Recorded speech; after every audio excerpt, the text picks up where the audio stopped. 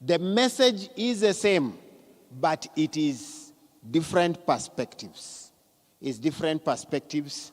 And every author of the gospel had something unique to bring out. Every author had something unique to bring out.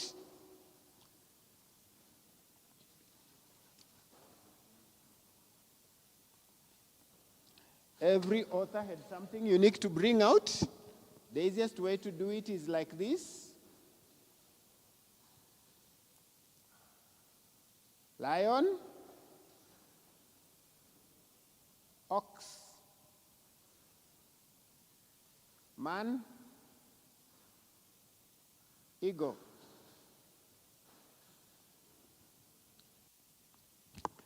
Matthew,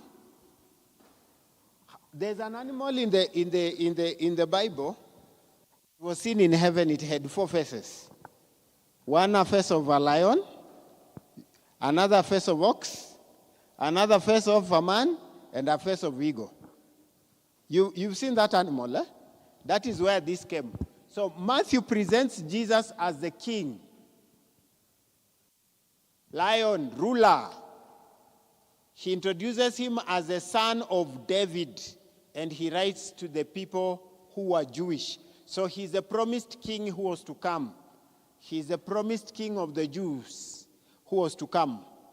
Mark instead writes for evangelism to the people in Rome, and he presents Jesus as a miracle worker, a working son of God.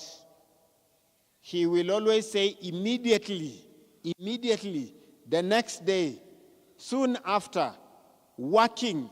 According to Mark, Jesus was not resting. Jesus was always working and healing people. He doesn't bother to tell where Jesus came from.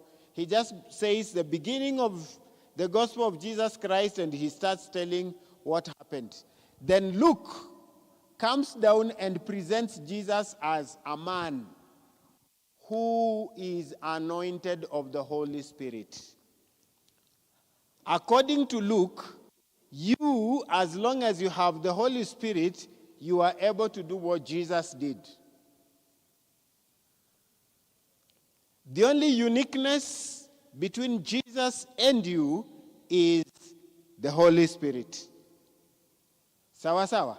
That is what Mark produces. He's just an ordinary man who would eat, sleep, get tired, rest, get angry. Are we together? But the Holy Spirit was on him. And that is what Luke brings out, both in the book of Luke and the book of Acts. Then John picks a different perspective and says, no. This is not just a man.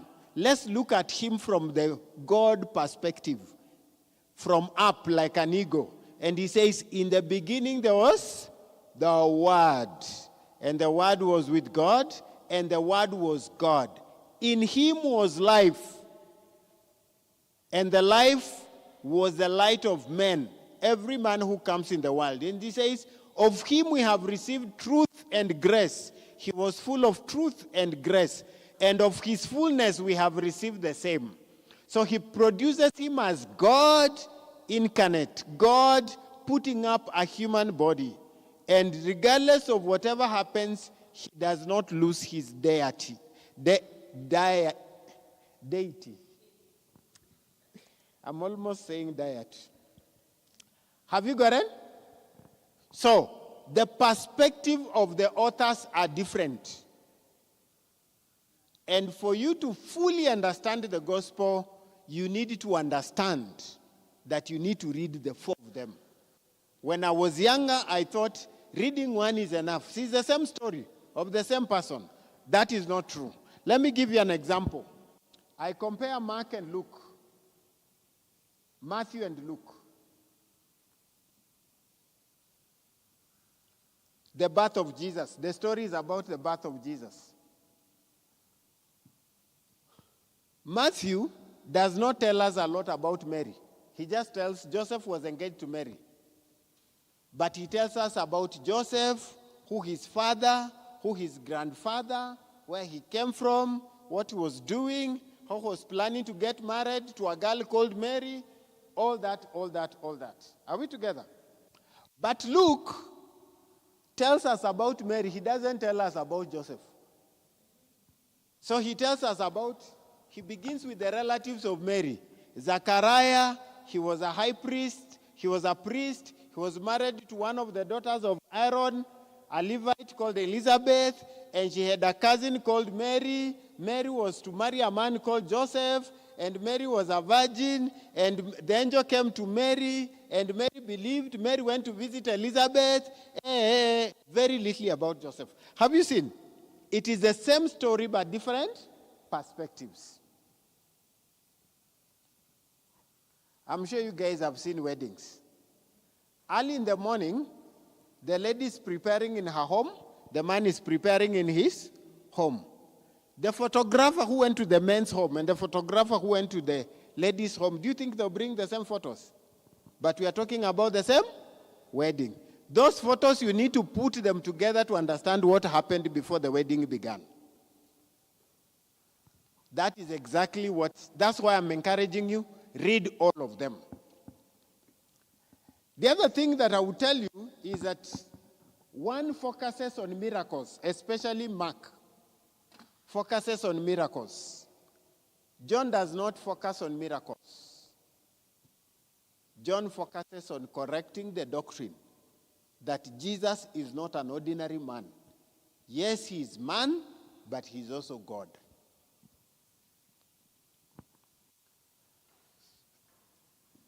If you read a story, tell me a miracle or a parable you know in the Bible. Matthew is full of parables. In fact, there are 2 chapters, full parables, non-stop. Okay? John picks a very few parables and very few miracles. And some of the miracles John recorded, nobody recorded. Are you understanding? Good. So they are different. If you want to understand even a healing miracle, like the woman with the issue of blood, there are 3 accounts of the same story in the Bible. You need to read all of them for you to understand that context. If you want to understand the parable of the sower, you may need to read 3 accounts of the same parable for you to understand that story. So I end by saying that the Gospels were written by men.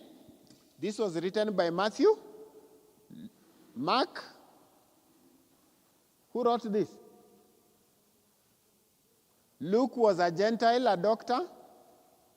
And then this was written by John, the disciple, the beloved disciple. Mark, you remember this gentleman, we'll find him somewhere when he's running away from mission. And then this was Matthew, called Levi. He was a tax collector. So even their profession was different and gave it a different look on everything. So that's what I want to say about those Gospels and move there. Maybe one more thing is, except of John, these 3 tend to have a same script. They have a same flow of event. They record almost similar events in a similar way. So we call them synoptic gospels. Synoptic. Hii jina ni ya kukusumbua kichwa tu.